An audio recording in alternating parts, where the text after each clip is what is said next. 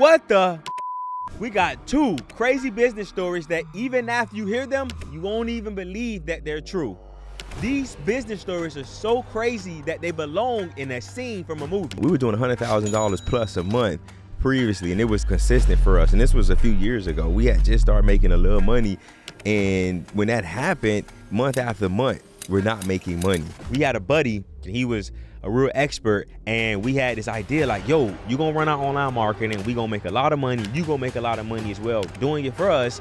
Let's work together. He said, nah, guys, I'm growing my company. I'm focused on one vertical. I want to go off and do something else. In this episode, we're going to share these stories that are full of drama, action, suspense, and so much more. Not only are we going to share the stories, but we're also going to share the lessons that we've learned. Let's tap into the episode. Welcome to another edition of the Expose and Expand podcast show. I'm the man with the plan, Jeremy Mathis. I'm Joshua. I'm going to give you the game, Mathis, and welcome to another edition of the Expose and Expand podcast show, where we expose you to the ideas, the strategies, the struggles, the failures, the people, and the experiences that have gotten us from zero to millions. Today is exposure times 1,000, guys. We're talking about WTF business stories. Yes, you heard that right. What the business stories? Business stories that once you hear them, you won't even believe that they true. Business stories where you scratch your head and like, dang, that really happened. Yes, today is crazy business stories and the lessons that we learned from the crazy madness that we've been through in business. After listening to today's episodes, you're going to learn some good lessons that you're going to be able to apply not only in your personal life, but also in your business life as well. We're super excited about this episode. Let's get exposed. Hey, this episode is going to be fun, too. It's going to be funny. So some of these stories we're going to share, you guys are really going to get a kick out of it and a good laugh. But before we jump into it, guys, as always, man, we appreciate your support. So if you're watching on YouTube, be sure to hit that subscribe button. If you guys are listening on any of the podcast players, be sure to hit that follow button and leave us a 5-star review. And as always, man, be sure to expose other people to the Expose and Expand podcast show. Yes. So, guys, today we each have a couple stories that we're going to be telling you guys and the lessons that we learned from these stories. But these are just not any stories. These are stories that, again, like I said in the intro, are somewhat unbelievable. And when you hear it, you're going to be scratching your head like, is this really true? But yes, every story we tell today actually happened. And I'm opening it up. And the story that I'm opening up is what I call marketing madness. So when we first started in real estate, we were doing deals on the MLS using agents. We did that for the first 18 months in business, and then business started to tighten up because deals starting to tighten up with agents, and we started to realize we don't want anybody to control our destiny. We want to control our own destiny, so we need to go direct to homeowners. So we looked at the landscape of what was happening. Everybody was doing RVM, which is ringless voicemails, or cold calling to get real estate leads and deals for their business. And me and Josh have always been the ones to do if everybody's going left, we're going to go right. That's just something that's just in our nature. We always do that. So everybody was doing those two marketing sources. And we said, you know what? Let's go online. Let's start doing online marketing.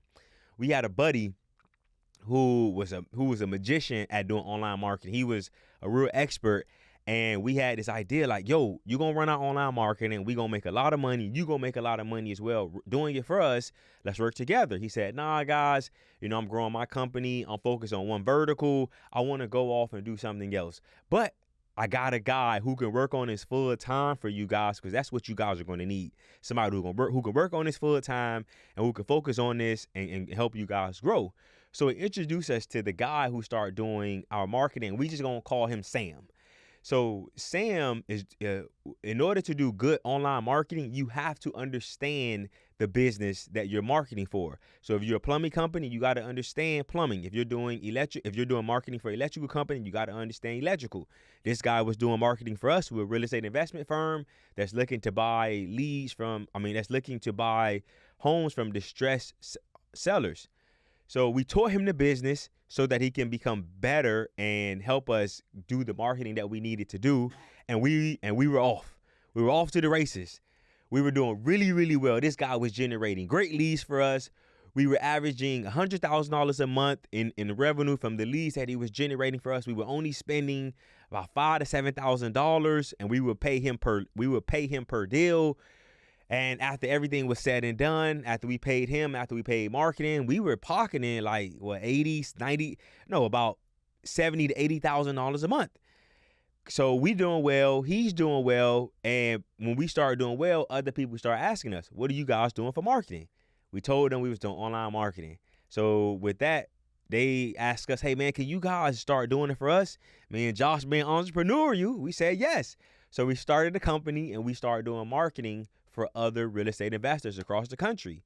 We go to Sam, the guy who's the online marketing genius and that knows it and who's been doing it for us, and we tell him, "Hey, listen, instead of us paying you, because prior to us starting the company with him and doing lead generation for other real estate investors, we was paying him per deal. We was paying him $5,000 per deal, which at the time, even saying that was like, dang, we were ludicrous, but it happened. Once we started the company, we went to him and say, "Listen, man, we're not going to pay you per deal anymore. We're just going to pay the company because we are a customer of the company now, and you'll just get a salary." He agreed to that. Lo and behold, things started to get rocky. Dun dun dun dun. So we have the company. We're doing online marketing for a couple customers. We're doing good for them. Our business is still doing good, but Sam, he's making less money. And we get to a point where 1 month we get no leads at all. So guys, mind you, remember we were still spending $5,000 to $7,000 a month. We were used to making $100,000 a month, but 1 month we got no leads at all. I'm talking about like 0 leads. So imagine going from 1 month you getting 30, 40 leads, and then the next month you get 0. So we reach out to him when this happens, and he's like, "Yeah, something changed with Google, and I gotta figure this out." But the other customers, they wasn't having problems, just us. So month 2 comes, no leads again. We like, "Yo, what's up with this? What's the problem?" He was like, "Yeah, man, I haven't been able to figure it out, man. I just don't know what's happening. It's just something's happening," and he couldn't give us the answer that we were looking for. So we're like, "You know what? We patient. We got some money in the bank account. We're doing all right."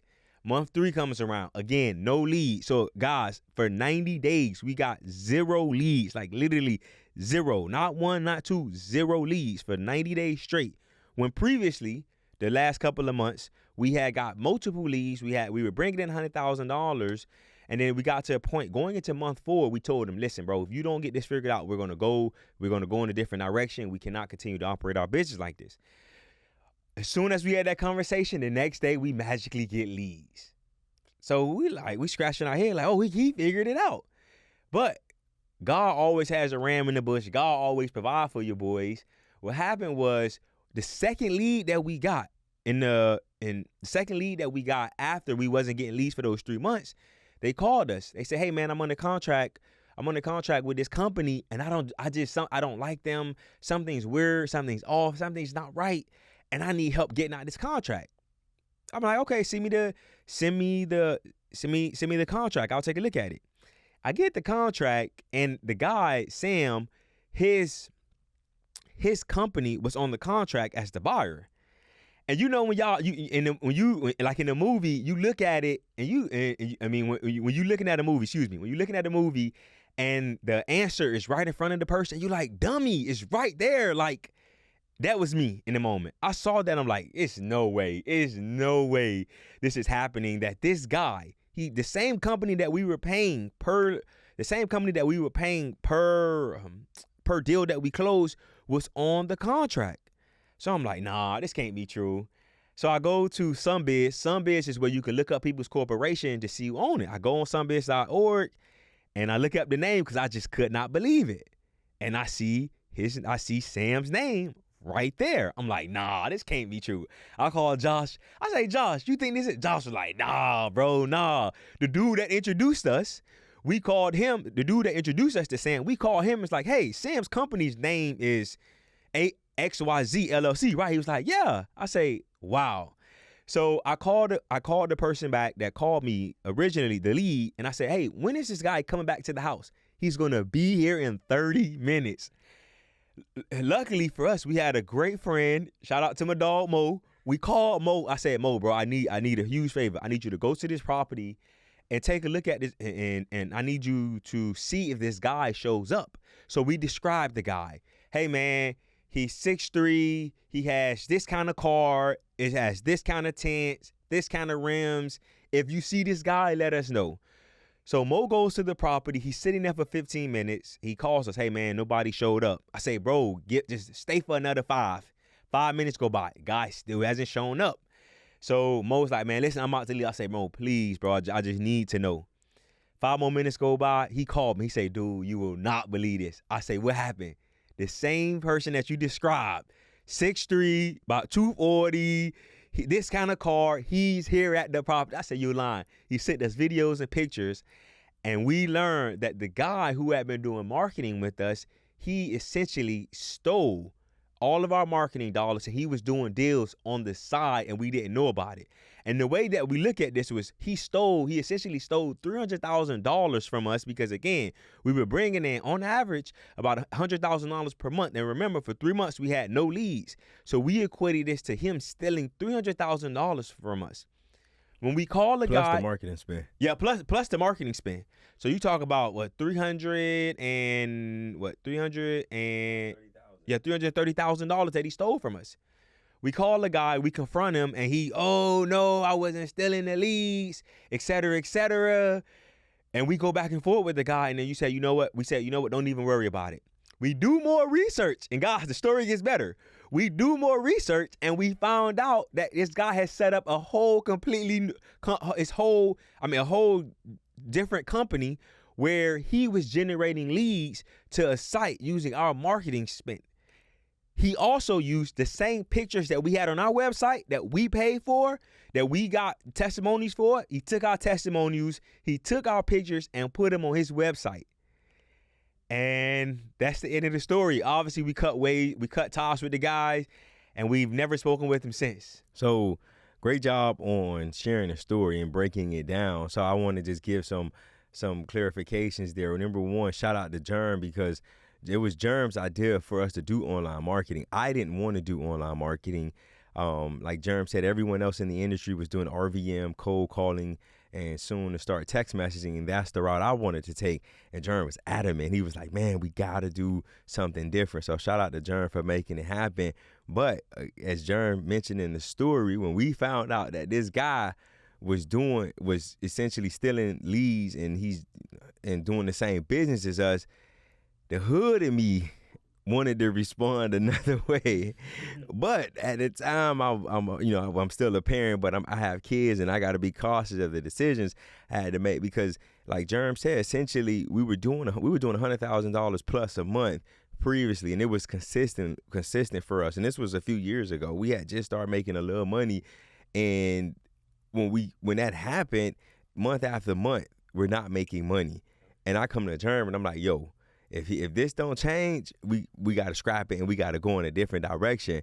So for me, that was a moment where we learned so many lessons. What would you say a lesson we learned from that situation? For me, it was the first. It was 2 lessons that I wanted to share with the audience. Number one, you always want to have more than one marketing source. This hurt more, not because we trusted the guy and because we had done great business with him leading up to that point, but this took money out of our pocket, and we wasn't making money for 3 months. That put us in a very bad position. We had some reserves at the time, but it was just enough for us to figure out the problem and then get back, and we had to scramble to get back going. So you never want to have just one marketing source. You always want to have, at minimum, I would say 3 marketing sources, because markets change, things become different. So you always want to have 3 marketing sources. So let me break that down. So guys, if you have a business, you're trying to market a product, it should not just be one marketing source. The only way we was generating leads, the only way we was driving revenue to our business is through online Google ads with this guy, Sam. And like Germ said, when it dried up, we had no other way to generate leads. If we was not generating leads, we had no way to make money. So I just want to give some clarification there. Yeah, thank you. So the other lesson that I learned was when this goes to compensation, it's better to increase than decrease. part of the problem, and I think what led him, and we talked about this before in previous episodes, part of the problem and what led him, I believe, to essentially steal from us was that this guy, for every lead prior to us changing his payment structure and paying the company, him taking the salary from the company that we partnered with and started with him, he was making $5,000 per closed deal. He was making on average about $20,000 to $25,000 a month up until the point where we started the company, and that $25,000 a month dropped all the way down to $5,000 a month. And I think he got I think he got greedy, and he started to see, like, you know what? I can make more money if I did the business myself. So always, when you're thinking about compensation, remember, you can always increase, but it's very, very difficult to decrease. And when you usually when you decrease, that usually leads to things that you probably don't want it to lead to. Yeah. So that was that marketing madness. Listen, I think about that story, and at the time it wasn't funny, but man, like Jerm just said, we learned some key lessons from that, and that's a part of life, guys. That's a part of business. You're going to learn these lessons. It's a part of the journey.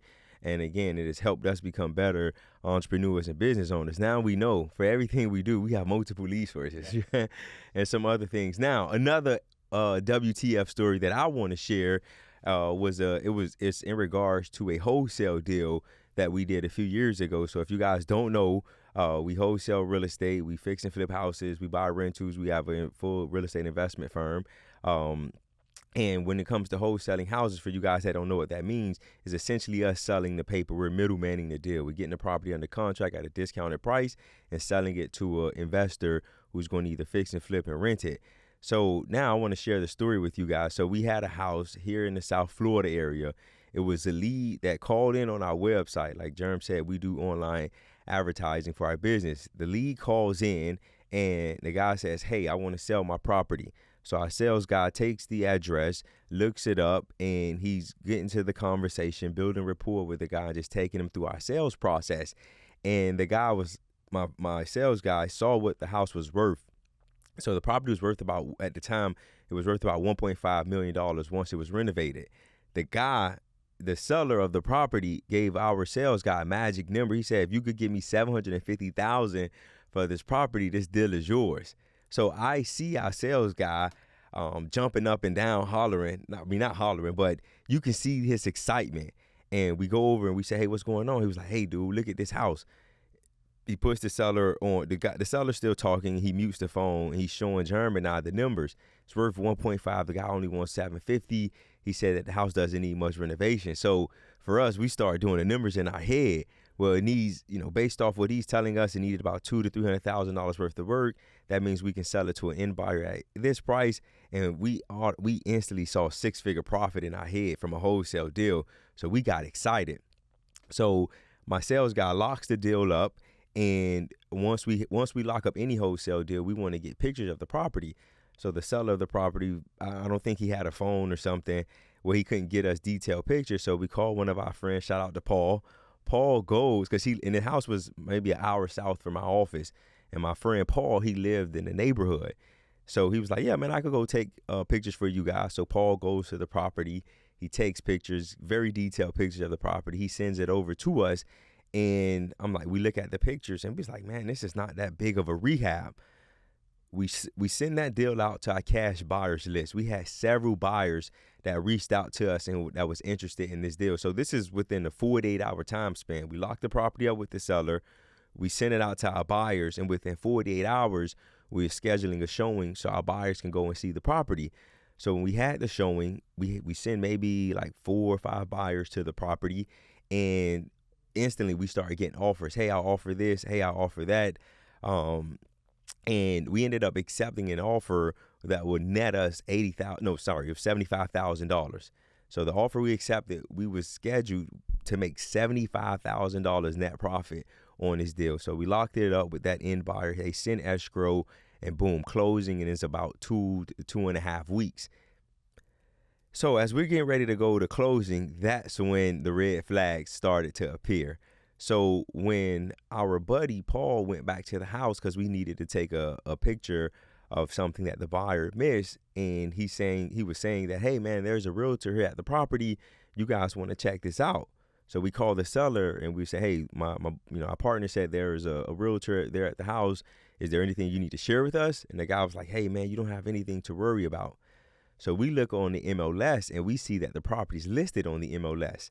So we call the realtor. The realtor tells us that the guy just signed a listing agreement to have the property listed. So that was red flag number one. But the seller says, hey, man, you have nothing to worry about. I'm going to work with you guys. So as we get near the closing, the red flag number one with the realtor, it became an issue. The realtor was like, hey, I'm not going to delist this property. This guy signed a listing agreement. But for us, all we saw was $75,000, and we was doing anything and everything in our power to get this deal to closing. So about 2 weeks before closing, we're calling the seller, checking up on him. The seller goes missing. Yes, the seller goes missing. So the seller had like a caregiver or somebody who was helping him out. So for about 4 days, we couldn't get in contact with the seller. But there was another guy, like I said, he was more so of the seller's, he was the seller's caregiver. So the guy, just so you guys understand the context, the seller of the property, he said that his parents had died and he had inherited the house from him. He said that he wasn't mentally stable, so that's why he had a caregiver. So we get the caregiver on the phone, and the caregiver was saying to us, hey, man, he's unstable. Sometimes he goes on these binges where he goes and do drugs. And we was like, man, we feel sorry for the guy, obviously. But again, we want that $75,000. So we tell the caregiver, hey, man, you need to make sure that this guy gets to closing because this is how you guys are going to get the money. So we proceed, we get closer to the closing date. And my attorney who was doing the closing, he was like, hey, man, this guy's just giving me a bad feeling. Make sure that the guy has 2 forms of ID. So we called the seller and he was like, yeah, man, I got 2 forms of ID. They come to the closing table. The guy does not have 2 forms of ID. He only just had a driver's license. So we pushed our attorney and we pressured him to say, hey, man, look, he has an ID. Let's get this deal closed. Again, we're only looking at this $75,000 profit. So my attorney said, hey, I'll go ahead and close it. He did us a favor. I'll go ahead and close the deal for you guys, but I'm not going to give the seller all of his money until I get another form of ID. And we said, okay, perfect. That's fair. We closed the deal. We get wired our $75,000, and we're thinking there should be no issues, right? The seller's going to get us another form of ID so we can close. Now, a week after we close the property, the buyer calls us, and he was like, hey, man, we have a problem. And we asked him what happened. And he says, somebody came to this property and they said that I'm not the owner of the property. And the people that sold us the property is not the owners. So it was like, it couldn't be true. We got access to get pictures. We got access to show the property. The guy had an ID, everything checked out. We did a title search, everything checked out. So long story short, coming to find out that the guy who sold us, quote unquote, sold us the property, he was just living in the house. His friend was the actual owner of the house. So what the fake seller did was scam us into believing he was the seller, and he also scammed his friend. So the guy, they got a second form of ID. He calls us back, and by this time, my attorney, he got the police involved. So we told the guy, in order for him to get the rest of his money, he had to come to my attorney's office and show the second form of ID. And when they showed up to my attorney's office, that's when the police went ahead and arrested them. But that file hurt, and it still stings because we had to send that $75,000 back. Yes. Talk about a painful experience. So from the old time of getting the lead in all the way till we had to send the money back, it was joy because that was a big rip for us. Yeah. It was a huge profit for us. At the time, our average spread at the time was like 30,000 on the wholesale deal, and to basically more than double that on a deal was ecstatic. Our sales guy, he got a great commission. We had money in the bank account and had that money sitting there for over a week, and then you got to send it back. It was heartbreaking because, as you heard in previous episodes, we always said, don't count your pennies until it hits your bank account. We counted that money because it hit our bank account, and we had to send it back. And it was heartbreaking. But another lesson in the Mathis book of business. But what lessons did you learn from that? The first lesson that I learned from this is don't ignore the red flags, right? When our buddy told us that the realtor was there, we should have did more due diligence. We should have dug a little deeper. But I mean, we was just thinking about that 75,000, and the seller said, "Hey, you guys have nothing to worry about." So that was a red flag with the realtor. Him going on this drug binge was another red flag. Them coming and after us telling them to have 2 forms of ID and not having 2 forms of ID was another red flag. So there were 3 red flags that was in our face that we just simply ignored. Yeah. So don't ignore the red flags, guys. Any other lessons? Another lesson too is just don't be led by money. For us, all we thought about was making that $75,000. And because we was just so focused on getting that check, we ignored all of those red flags. But because we were so focused on the money, it caused us so much pain, because to have to send that $75,000 back, plus we had to tell our sales guy that he had to give the commission back as well. It was heartbreaking. Nah, very, very much heartbreaking. Very heartbreaking, and it was hard for our sales guy, because he counted the money as well. He had it in his bank account. He made plans with his family, but it was a lesson that we will forever cherish. I think not made plans. He actually went out, and him and his wife was shopping for a new car. Oh yeah. Because he made, I think he made like $7,500 on the commission. And that was gonna use it as a down payment on the car. Yeah, you're right. So, you want to keep going, or you want to do a part 2? What do you think we should do? I think we wanted. Let's do a part 2. We're gonna do it. So, guys, we're gonna do a part 2 where we're gonna give you more WTF stories, because we definitely got way more stories. But because of time, we're gonna end this episode here, guys. This was a fun episode. I'm looking forward to part 2, because we're gonna share even more crazy stories that we've had the experience on this journey. Truly appreciate you guys tapping in. Man, make sure you guys tap in for part 2, because as Jerm said, you guys think these stories was funny. You're gonna hear some stories tomorrow that's gonna make you cry, that's gonna make you laugh. So just make sure you guys tap in. Yeah. So, guys, as we said, we have our gentleman's agreements. If you're watching on YouTube, hit that subscribe button. If you're listening on the podcast players, hit that follow button. Leave us a 5-star review. It helps the show continue to grow. Guys, just like you got exposure today, expose somebody else to this episode. Share it with them so that they can learn and they can expand in their lives. Expose and expand. Peace. Expose and expand. Peace.